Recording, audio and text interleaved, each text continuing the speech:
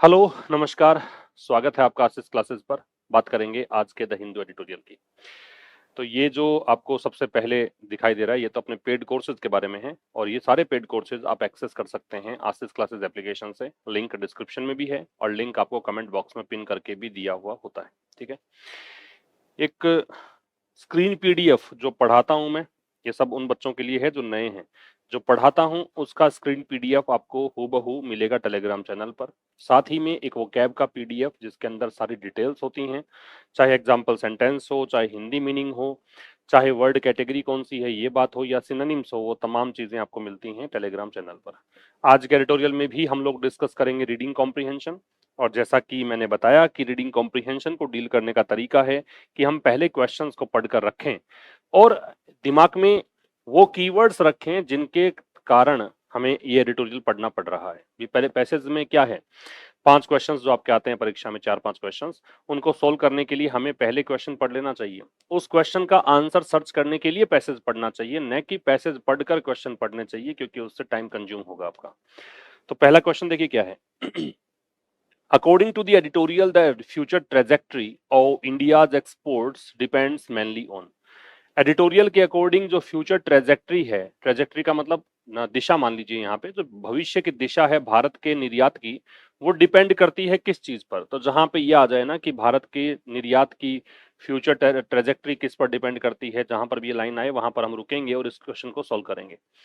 दूसरा आपसे पूछा है कि भाई एग्जेम्प्ट शब्द है उसका एंटोनिम क्या होता है। एग्जेम्प्ट, एग्जेम्प्ट जहां है वहां देखेंगे। श्रंक है, इसका पैसेज में क्या मतलब है, ये सिनोनिम पूछा है। ठीक है। एक पूछा है विच टू कमोडिटीज, दो ऐसी वस्तुएं कौन सी हैं, so the steepest YOY year on year fall in imports in August. तो कौन सी दो वस्तुओं ने सबसे तेज, स्टीपेस्ट का मतलब होता है शार्पेस्ट, ड्रेस्टिक, मोस्ट ड्रेस्टिक कह सकते हो, सबसे ज्यादा गिरावट देखी आयात में अगस्त में। अगस्त में आयात में सबसे अधिक गिरावट किन दो वस्तुओं में आई है, वो वस्तुओं के नाम यहां बताने हैं। और एक क्वेश्चन है why does the editorial describe India's August trade data as a respite for the government. क्यों यहाँ पे एडिटोरियल डिस्क्राइब करता है कि भारत का जो अगस्त ट्रेड डेटा है, अगस्त में जो व्यापारिक आंकड़े हैं, वो एक राहत है सरकार के लिए, ऐसा क्यों कहा है। ठीक है। तो ये सब चीजें पढ़ने के लिए, इन सब चीजों के आंसर निकालने के लिए हमें पैसेज पढ़ना है, एडिटोरियल पढ़ना है। आइए स्टार्ट करते हैं। आज कुछ नया आपको दिख रहा है।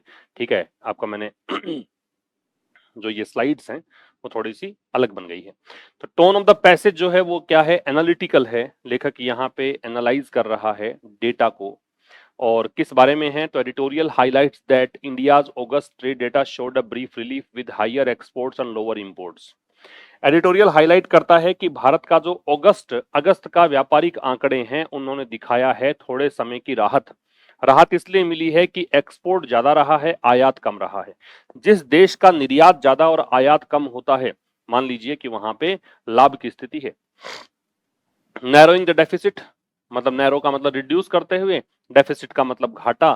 तो घाटा जो है उसको रिड्यूस किया गया है इस तरह से। बट वॉन्स दैट, लेकिन यहाँ चेतावनी भी दी गई है that US tariffs are already hurting shipments, कि यूएस के द्वारा जो कर लगाया गया है, टैक्स लगाया गया है, वो शिपमेंट, शिपमेंट का मतलब होता है माल की खेप जो होती है, माल ढुलाई जिसको बोल सकते हैं, कार्गो कह दीजिए, कंसाइनमेंट कह दीजिए, उनको हर्ट कर रहा है। And the real impact will be visible, और इसका वास्तविक प्रभाव दिखाई देगा इन द कमिंग मंथ्स, आने वाले महीनों में। ठीक है। तो ये कुछ चीजें हमें देखने को मिलेगी आज के एडिटोरियल में। चलिए स्टार्ट करते हैं एडिटोरियल। टाइटल है अ ब्रीफ रेस्पाइट। रेस्पाइट जो शब्द है इसका मतलब है राहत। तो यहां ये दे रखा है आपको, रेस्पाइट शब्द का मतलब क्या है, राहत। इंग्लिश में रिलीफ है, ब्रेक है, रिप्रीव है। रिफ्लेक्ट का मतलब है दिखाना। शो है, इंडिकेट है, रिवील है या डिस्प्ले है। सबवेंशन का मतलब है अनुदान, आप इसे सब्सिडी कहिए, ग्रांट कहिए, फाइनेंशियल एड कहिए, वित्तीय सहायता। मोराटोरियम के दो मतलब होते हैं, एक तो होता है प्रतिबंध और एक मतलब होता है स्थगन, मतलब आगे टाल देने का प्रोसेस। और यहाँ जो एडिटोरियल में इसका मतलब है वो स्थगन है। और अपैरल जो है वो है वस्त्र, परिधान। ये जो वस्त्र रेडी टू वेयर होते हैं ना, जो आप पहन सकते हो, उनको बोलते हैं परिधान को, क्लोथिंग या फिर गारमेंट्स या अटायर, ये होता है अपैरल। अब देखिए विस्तार से पढ़ना स्टार्ट करते हैं। जो ये इमेज है ये थोड़ा सा आपको चीजों को बेहतर समझने में हेल्प करेगी। जो रेड कलर में वर्ड्स हैं वो आपको बताएंगे कि सब्जेक्ट क्या है सेंटेंस का। जो ब्लू कलर में बोल्ड लेटर में दे रखा है वो डिफिकल्ट वर्ड या ग्रामर का कोई कॉन्सेप्ट है। तो अब ब्रीफ रिलीफ का मतलब है एक थोड़े समय की राहत, जिसमें रेस्पाइट को मैं कहूंगा नाउन, ये है एडजेक्टिव, और ए जो है वो है डिटरमिनर।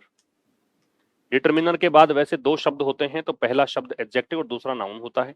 तीन होते हैं तो तीसरा नाउन होता है, दूसरा एडजेक्टिव, और सबसे नजदीक वाला जो शब्द है वो एडवर्ब होता है generally.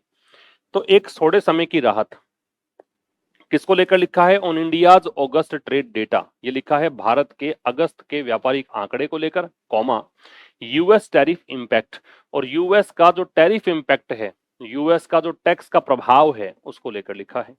The full effects of the 50% tariffs. अब ये सब हेडलाइन है इसकी, और रेड कलर में दे रखा है वो सब्जेक्ट है। तो जो फुल इफेक्ट्स है, पूरे प्रभाव, सब्जेक्ट किसका? 50% टैरिफ का। वो प्रभाव विल रिफ्लेक्ट, दिखेगा, वो शो होगा, वो रिवील होगा, कब होगा? सितंबर के ट्रेड डेटा में, कि 50% टैरिफ जो अमेरिका ने भारत पर लगाया है उसका पूरा प्रभाव दिखाई देगा सितंबर के ट्रेड डेटा में। बात समझ में आ गई? यहां द डिटरमिनर है, फुल एडजेक्टिव है, इफेक्ट नाउन है, ठीक है, विल है वो हेल्पिंग वर्ब है, और रिफ्लेक्ट है वो मेन वर्ब है। इन प्रेपोजिशन है, प्रेपोजिशन के बाद ऑब्जेक्ट लगता है, तो ये ट्रेड डेटा इसका ऑब्जेक्ट है, ठीक है, जो नाउन है। और ये भी नाउन है क्योंकि अपोस्ट्रोफे से पहले और अपोस्ट्रोफे के बाद दोनों साइड नाउन होते हैं, और अपोस्ट्रोफे जहां लगता है उसको हम जिनिटिव केस बोलते हैं। क्या बोलते हैं? जिनिटिव केस, संबंध कारक, ठीक है भाई। अब देखो, India's August trade data, Bharat का अगस्त का ट्रेड डेटा किसके द्वारा? By the commerce and industry ministry, वाणिज्य और उद्योग मंत्रालय के द्वारा। ये डेटा जारी किसने की है? ये जारी किए कॉमर्स और इंडस्ट्री मिनिस्ट्री ने। ये ट्रेड डेटा मस्ट कम, ये इसकी वर्ब है, ये हेल्पिंग वर्ब, ये मैन वर्ब, ये निश्चित रूप से आनी चाहिए। मस्ट है तो ऑब्लिगेशन है, कंपल्सन है, एज ए रेस्पाइट एक राहत के रूप में, ये यहां प्रेपोजिशन है, ए डिटरमिनर है, रेस्पाइट नाउन है, फॉर द सेंट्रल गवर्नमेंट किसके लिए? केंद्र सरकार के लिए। एज, एज यहां कंजंक्शन है, क्यों? क्योंकि इसके बाद नया एक उपवाक्य स्टार्ट हुआ है, इट फेसेस, क्योंकि इस यह सामना करता है, इट यहां पे आ रहा है क्या? ट्रेड डेटा के लिए, सब्जेक्ट, ये वर्ब। डिमांड्स, इसका सामना हो रहा है डिमांड से, मांग से, रेंजिंग फ्रॉम, रेंज फ्रॉम का मतलब यहां से लेकर यहां तक। तो डिमांड कहां से कहां आ रही है? इंटरेस्ट सबवेंशन, ब्याज अनुदान, टू लोन रीपेमेंट मोराटोरियम्स, है ना, ब्याज अनुदान से लेकर टू रीपेमेंट पुनर्भुगतान, मोराटोरियम स्थगन, फ्रॉम लेबर इंटेंसिव सेक्टर्स, किससे? उस उन सेक्टर से, उन क्षेत्रों से जो लेबर इंटेंसिव है, जहां पे श्रम की ज्यादा आवश्यकता पड़ती है। सच एज, उदाहरण के लिए, से sea food and textiles and apparels, जैसे कि समुद्री भोजन, टेक्सटाइल्स मतलब वस्त्र। अब इन वस्त्रों में और अपैरल, इन वस्त्रों में अंतर यह है कि ये तो कारखाने में बना कोई भी कपड़ा, चाहे वो पहनने के काम आए, चाहे फिर वो आप पर्दे लगाने के काम में ले रहे हो, ठीक है, या और किसी काम में ले रहे हो, तो उसको टेक्सटाइल बोलते हैं। और पहनने वाले जो कपड़े हैं, है ना, जो रेडी टू वेयर होते हैं, उसको अपैरल बोलते हैं। सच एज का प्रयोग हम एग्जाम्पल देने के लिए करते हैं। एक बार फिर समझिए, India's August trade data, data जो है ना वो एक वचन बहुवचन दोनों में सेम रहता है। डेटा आज के आधुनिक अंग्रेजी में एक वचन भी है और बहुवचन भी है। ट्रेडिशनल ग्रामर में डेटम जो है ये होता था एक वचन, और डेटा है वो होता था बहुवचन। तो भारत का जो अगस्त ट्रेड डेटा है किसके द्वारा जारी किया गया? कॉमर्स एंड इंडस्ट्री मिनिस्ट्री के द्वारा, वाणिज्य और उद्योग मंत्रालय के द्वारा। ये ट्रेड डेटा आना ही चाहिए, है ना, मस्ट है मतलब ऑब्लिगेशन है, अनिवार्यता है, बाध्यता है। किस रूप में? एक राहत के रूप में। राहत किसके लिए? केंद्र सरकार के लिए। एज, क्योंकि इट फेसेज, क्योंकि यहां पे इसका सामना हो रहा है किससे, डिमांड से। ये सेंट्रल गवर्नमेंट के लिए मानो भाई, ये जो है इट, ये सेंट्रल गवर्नमेंट के लिए आ रहा है, ये राहत की बात सेंट्रल गवर्नमेंट के लिए है, क्योंकि सेंट्रल गवर्नमेंट से डिमांड हो रही है, सेंट्रल गवर्नमेंट मांगों का सामना कर रही है। कौन कौन सी मांग है, कहां से कहां है? तो इससे मांग ये भी है कि ब्याज में थोड़ी सी वित्तीय सहायता आप करिए, ग्रांट दीजिए, अनुदान दीजिए, छूट दीजिए। साथ में ये भी इनसे डिमांड है कि लोन रीपेमेंट मोराटोरियम्स, कि अगर किसी ने ऋण ले रखा है तो वो कह रहा है कि भाई हमें पुनः भुगतान करने में थोड़ा टाइम दीजिए, थोड़ा सा इसको पोस्टपोन कर दीजिए, है ना। और ये डिमांड आ किससे रही है, लेबर इंटेंसिव सेक्टर से आ रही है, ऐसे क्षेत्रों से आ रही है जहां पे श्रम की बहुत ज्यादा आवश्यकता पड़ती है, वहां जहां मजदूर लोग लगे हुए हैं, जैसे कि इन सेक्टर्स की बात कर रहा है। बात समझ में आ गई? तो यहां सेंट्रल गवर्नमेंट के लिए ये राहत की बात है।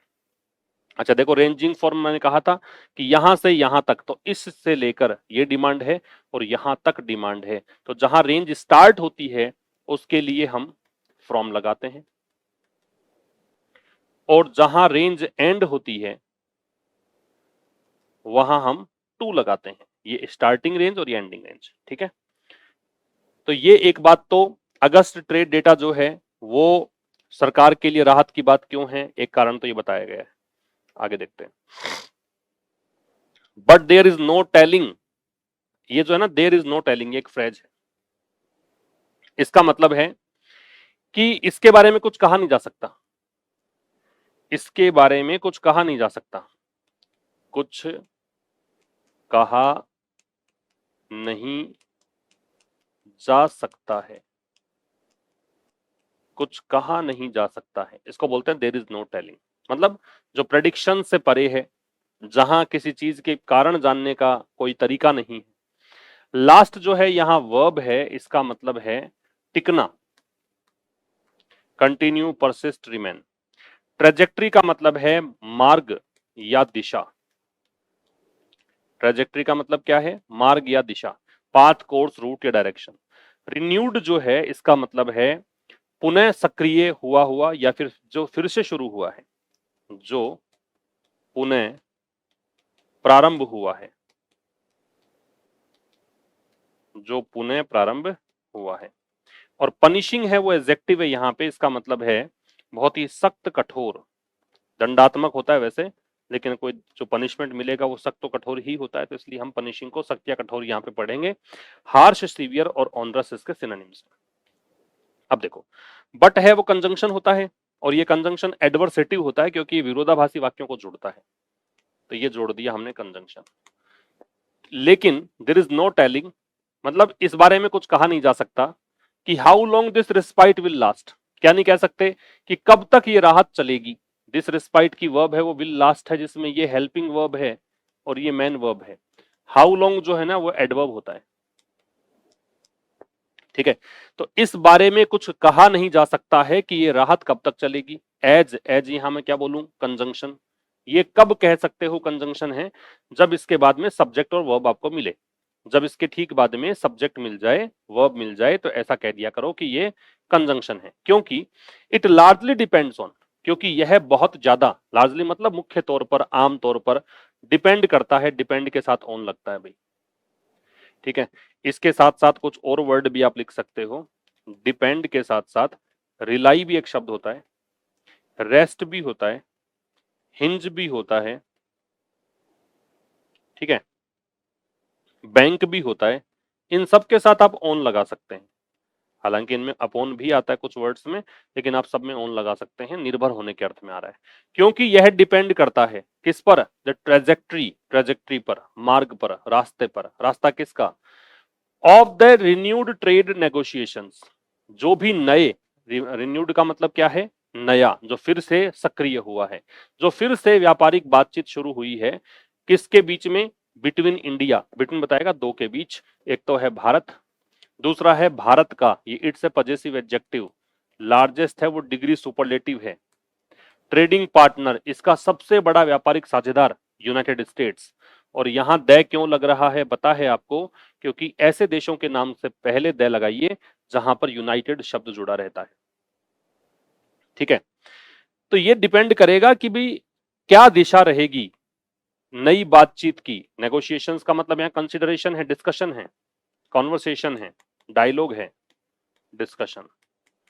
किस किस के डिस्कशन होना है? भारत और अमेरिका के बीच। अमिड, अमिड प्रेपोजिशन है, किसके बीच?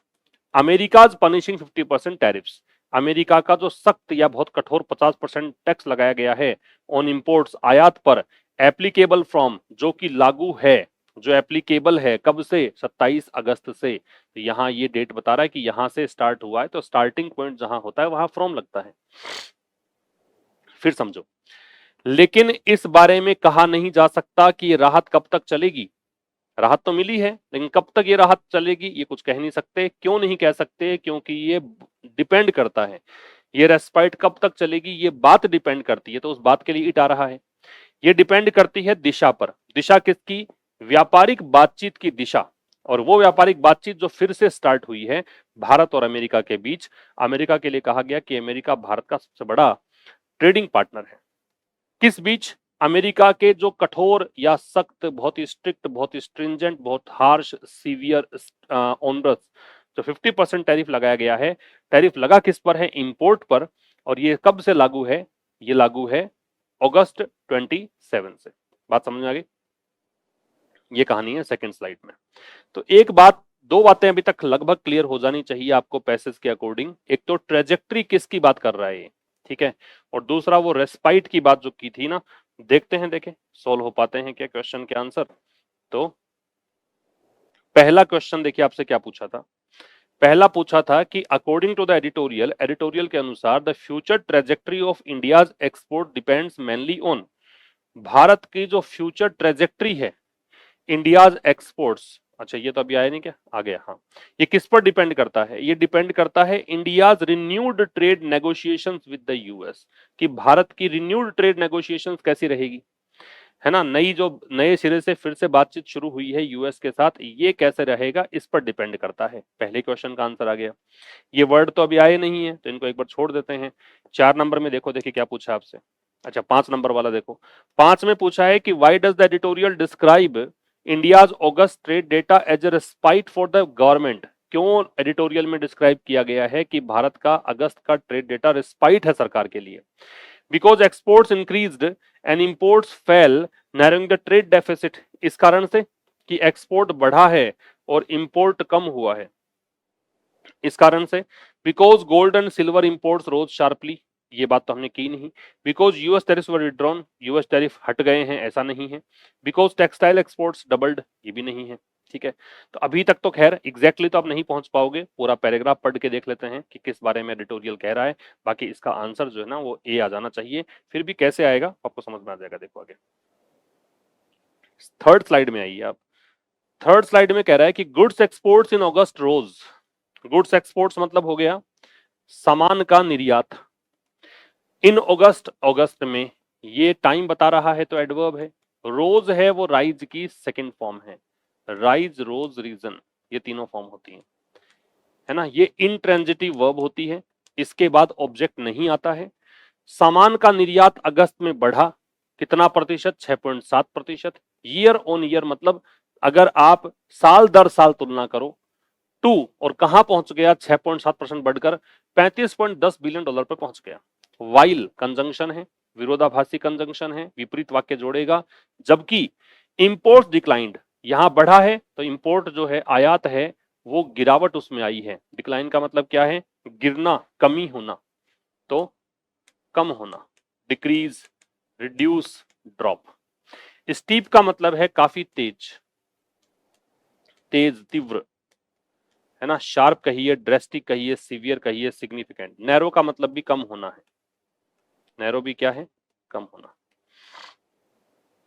तो ये गिरावट इसमें आई है 10.12%। देखो ये दिख रहा है आपको, ये गिरावट इंपोर्ट में, एक्सपोर्ट बढ़ा है इतने तक। बाई बताता है कि लिमिट क्या है, कहां तक की गिरावट है, इतने प्रतिशत तक की। और अगर रुपए पैसों में बात करोगे तो 61.59 डॉलर, बिलियन डॉलर तक की। लेड बाई मतलब ये किस कारण से हुआ है, इसका प्रतिनिधित्व किया किसने है, कारण क्या है? लेड बाई का मतलब है कोज्ड बाई। ये किस कारण से हुआ? ये हुआ शार्प फॉल्स, स्टीप यहां एडजेक्टिव है, फॉल्स नाउन है, कि काफी ज्यादा जो गिरावट आई है। इनवर्ड शिपमेंट, इनवर्ड शिपमेंट का मतलब है इंपोर्ट, आउटवर्ड शिपमेंट कहूंगा तो उसको बोलूंगा मैं एक्सपोर्ट। और ये इनवर्ड शिपमेंट किसका है? गोल्ड। गोल्ड में तो साल दर साल 57% की कमी आयात में, और सिल्वर में 60% तक की कमी, बहुत बड़ी गिरावट आई है। समझ में आ गई बात? सामान का निर्यात अगस्त के महीने में बढ़ा इतना प्रतिशत, और रुपए पैसे में बात करें तो यहां पहुंच गया। इंपोर्ट गिरा कहां तक? इतना। रुपए पैसे में बात करो तो यहां तक। कारण इसका है बहुत ज्यादा गिरावट किस में? इंपोर्ट में। इंपोर्ट किसका? गोल्ड और सिल्वर का। एज ए रिजल्ट इसका मतलब है के परिणाम स्वरूप। इसका मतलब क्या है? एज ए रिजल्ट का के परिणाम स्वरूप। मर्चेंडाइज ट्रेड डेफिसिट, मर्चेंडाइज होता है वो सामान जो कि बिक्री के लिए होता है, ठीक है, जो थिंग्स फॉर सेल होती है ना, उसको बोलते हैं मर्चेंडाइज। तो जो वस्तुओं का व्यापारिक घाटा है, डेफिसिट का मतलब है जो घाटा है, गैप है, जो अंतर है। नैरोड, ये कम हुआ, ये इसकी वर्ब। कहां तक? इतने बिलियन डॉलर तक। कब की बात है? अगस्त में।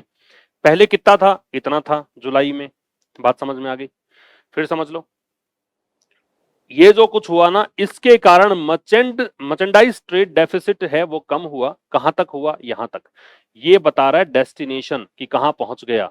शुरू कहां से हुआ था? अगस्त में इतना था, तो शुरुआती रेंज के लिए फ्रॉम, और लास्ट रेंज के लिए, अंतिम के लिए टू। क्लियर है यहां तक? आगे चलिए।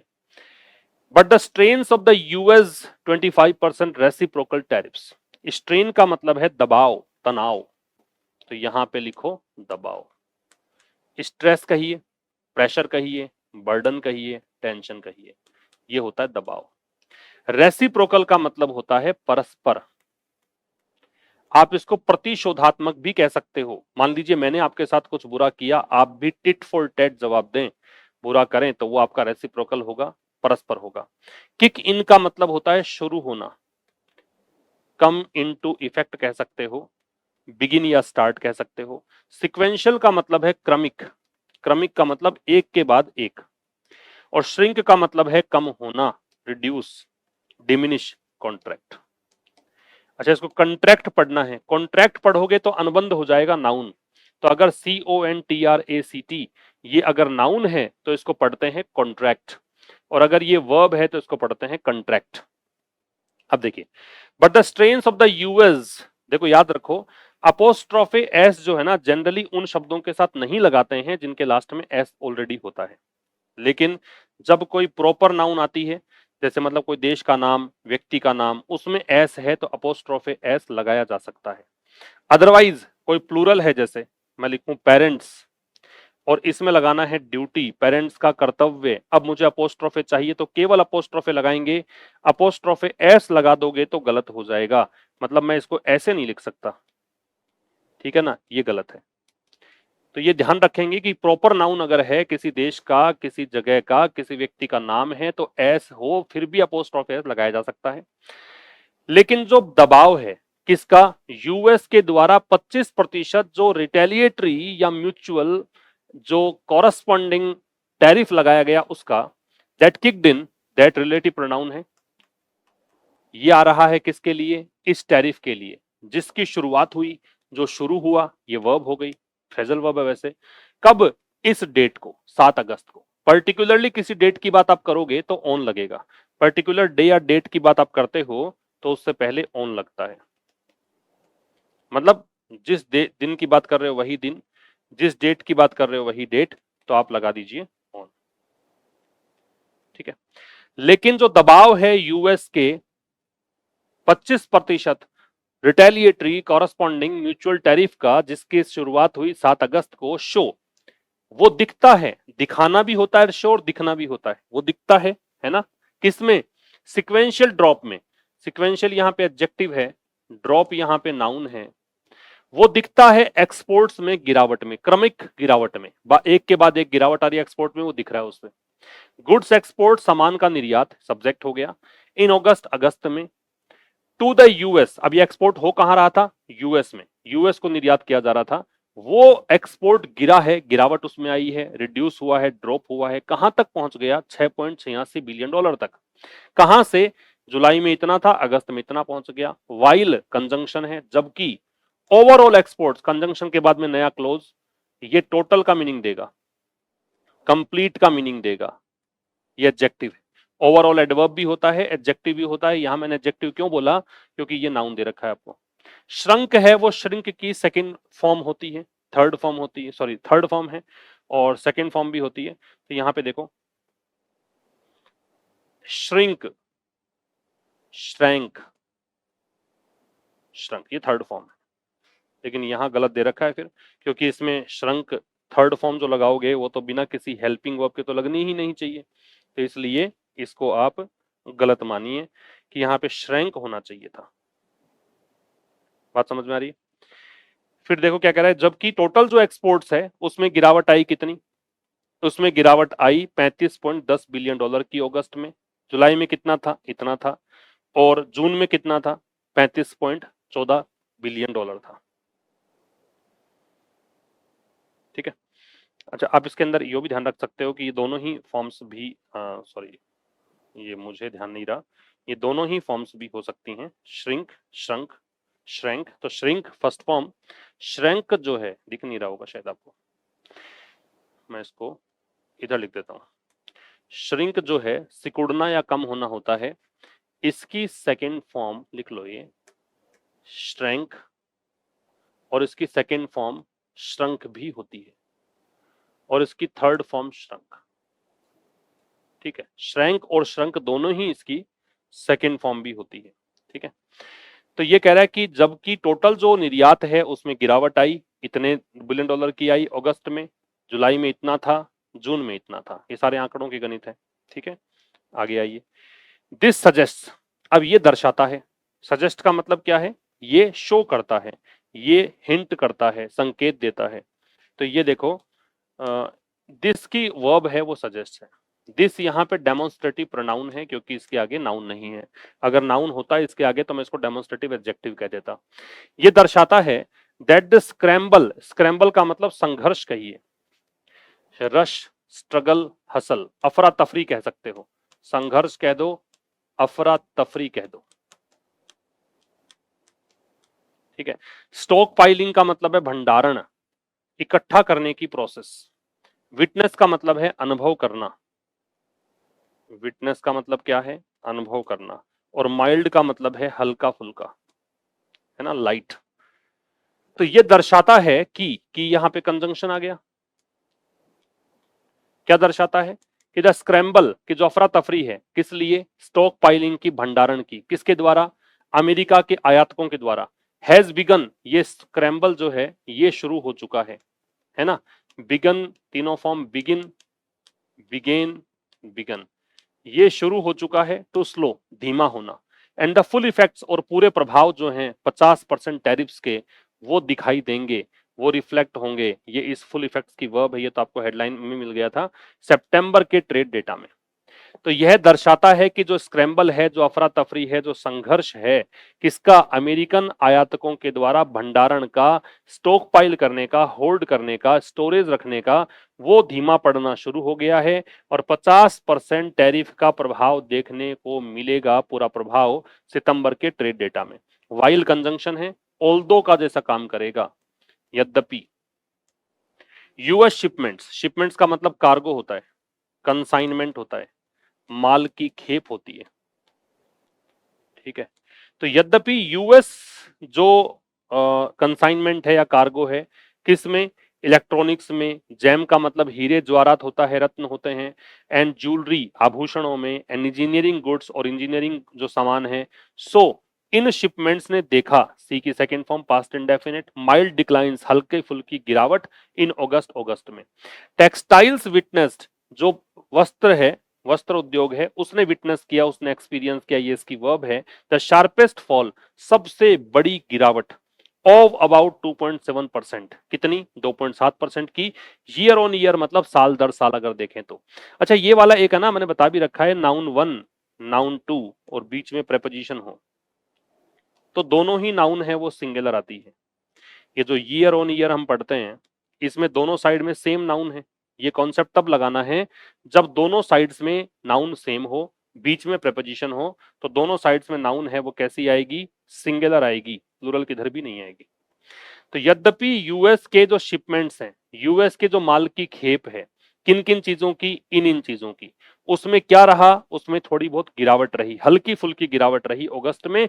जबकि अब चूंकि विरोधाभासी है, जबकि टेक्सटाइल्स जो है, वस्त्र उद्योग है, उसने एक्सपीरियंस किया बहुत बड़ी गिरावट, बहुत सबसे बड़ी गिरावट इसी में रही। और वो कितनी रही, 2.7% की। ईयर ऑन ईयर देखें तो मतलब अगर आप पिछले वित्त वर्ष में देखोगे तो ये जो है 2.7% अधिक था, अब की बार 2.7% कम है। आगे कह रहा है to be sure. To be sure का मतलब होता है निश्चित रूप से, ये एक फ्रेज है। अनडाउटेडली, बेशक, आप इसे निश्चित रूप से कह दीजिए, आप इसे बेशक कह दीजिए, अवश्य ही कह दीजिए, है ना, सर्टेनली, अनडाउटेडली, इंडीड या ट्रूली। एग्जेम्प्ट का मतलब है मुक्त होना, है ना, किसी चीज से फ्री होना, इम्यून होना, एक्सक्लूडेड होना, मुक्त कह सकते हो। ठीक है, छूट से परे, मतलब छूट मिली हुई ऐसा मान लो। टू बी श्योर तो बेशक या निश्चित रूप से, दीज सेक्टर्स, यहाँ पे दीज जो है वो प्लूरल के लिए आया है और डेमोन्स्ट्रेटिव एडजेक्टिव है, ये नाउन है, दोनों मिला के सब्जेक्ट बना रहे हैं। निश्चित रूप से ये तो फ्रेज हो गई। इन सेक्टर्स ने विटनेस किया, एक्सपीरियंस किया। इंप्रेसिव मतलब बहुत ही प्रभावशाली। Year on year overall growth, साल दर साल टोटल वृद्धि को एक्सपीरियंस किया। निश्चित रूप से ये जो सेक्टर्स हैं, इन्होंने impressive year on year overall growth witness की है। नॉट सरप्राइजिंगली, ये आश्चर्यजनक नहीं है। देखो नोट जो है ना, जनरली हम हेल्पिंग वर्ब के साथ ही लगाते हैं, लेकिन नोट एक एडवर्ब होता है, एडवर्ब ऑफ निगेशन है, तो एडवर्ब से पहले एडवर्ब आ सकता है, तो सरप्राइजिंगली भी एडवर्ब है, इससे पहले नोट लगा दिया। तो ये आश्चर्य की बात नहीं है कि ड्रग्स एंड फार्मास्यूटिकल्स के जो दवाइयां हैं और औषधियां हैं, ये दवाइयां, ये औषधियां। अ सेक्टर, ये वो सेक्टर है, दैट रिलेटिव प्रोनाउन इस सेक्टर के लिए आ रहा है, जो कि ये इसकी वर्ब है, जो एग्जेम्प्ट है, जो इम्यून है, जिसको छूट है, इन पर टैरिफ नहीं लगता, मतलब हैव डन ये इसकी वर्ब है, फार्मास्यूटिकल और इसकी प्रेजेंट परफेक्ट। वेल एडवर्ब है, वेल की जो डिग्री कंपैरेटिव होती है वो बेटर होती है, और वेल की सुपरलेटिव होती है वो बेस्ट होती है। सिक्वेंशियली मतलब कंजकेटिवली, ठीक है, सिक्वेंशियली मतलब कंजकेटिवली, सक्सेसिवली मतलब लगातार। एंड ऑन ईयर का मतलब एनुअली, वार्षिक रूप से। विद एक्सपोर्ट्स ग्रोइंग, विद की प्रभाव है कि आईएनजी आ रहा है, यहां पर एक्सपोर्ट जो है वो ग्रो हो रहा है 6.94% ईयर ऑन ईयर। और कहां पहुंच गया, रुपए पैसों की बात करें तो अगस्त में ये इतना पहुंच गया। फिर समझ लो, कह रहा है कि इसमें कोई अचंभे वाली बात नहीं है कि दवाइयों और औषधियों वाला सेक्टर जो है, ये वो सेक्टर है जो कि इस पर टैरिफ नहीं लगता। इसने बहुत अच्छा किया है, लगातार और वार्षिक अगर रूप से देखें, इसमें एक्सपोर्ट जो है ग्रो हुआ है 6.94%, और रुपए पैसों में बात करें तो $2.51 बिलियन अगस्त में। ठीक है भाई, बाकी आप इन इमेजेस से समझ सकते हैं। ये अपना एडिटोरियल तो पूरा हो गया। अब एक बार ये देखिए मैच द कॉलम्स, फिर अपने जो बचे हुए क्वेश्चंस हैं पैराग्राफ वाले वो डिस्कस करेंगे। पहला पूछा है आपसे रेस्पाइट। रेस्पाइट का मतलब क्या है, राहत। राहत वाला वर्ड कौन सा है यहाँ पे, रिलीफ ब्रेक, ये दे रखा है, एक नंबर ही आ जाएगा ए।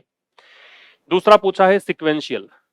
सिक्वेंशियल तो मुझे लगता है कि ये मैंने सारे के सारे एक ही सीक्वेंस में जमा दिए। चलो, सिक्वेंशियल है happening in a logical order या सक्सेसिव, एक क्रम में, बी ही आंसर आएगा। स्क्रैम्बल, चलो ये सारे के सारे ऐसे जम गए भाई, ये आप सभी के लिए ये क्वेश्चन रहा ही नहीं, सीधे आंसर से दे रखे हैं इसमें। स्क्रैम्बल का मतलब वही है, स्ट्रगल, रश। एग्जेम्प्ट का मतलब है फ्री फ्रॉम ऑब्लिगेशन या ड्यूटी, और रेसिप्रोकल का मतलब है म्यूचुअल, रिटेलिएटरी, कॉरेस्पॉन्डिंग, और श्रंक जो है वो गिरावट आना है। तो ये सारे एजिटीज से ही सीक्वेंस में लगे, माफी चाहता हूँ इसके लिए, ये एजिटीज सीक्वेंस में मैंने लगा दिए। ठीक है, खैर आपका रिवीजन हो गया इससे। अब आइए हम बात करते हैं पैसेज की। पैसेज में पहला क्वेश्चन तो हो गया था, दूसरे क्वेश्चन में आइए। एग्जेम्प्ट का एंटोनिम क्या है। एग्जेम्प्ट का मतलब क्या है, जो इम्यून है, जिसको जो फ्री है, जो बाहर है, टैरिफ नहीं लग रहा था उस पे, है ना, तो ऑब्लिगेटेड आ जाएगा। बाध्यकारी मतलब इस पे बाध्यता है कि ऐसा ऑब्लिगेटरी है, ऐसा मैंडेटरी है, इस पे लगेगा। श्रृंग का मतलब क्या बताया था, गिरावट आना। गिरावट आने के लिए देखो एक्सपेंड तो बढ़ना होता है, विस्तार देना ये बढ़ना होता है, ये मल्टीप्लाइड भी बढ़ना होता है, तो रिड्यूस्ड आ जाएगा। तो ये तीन क्वेश्चन के आंसर आ गए अपने। अब देखिएगा बचे हुए क्वेश्चंस में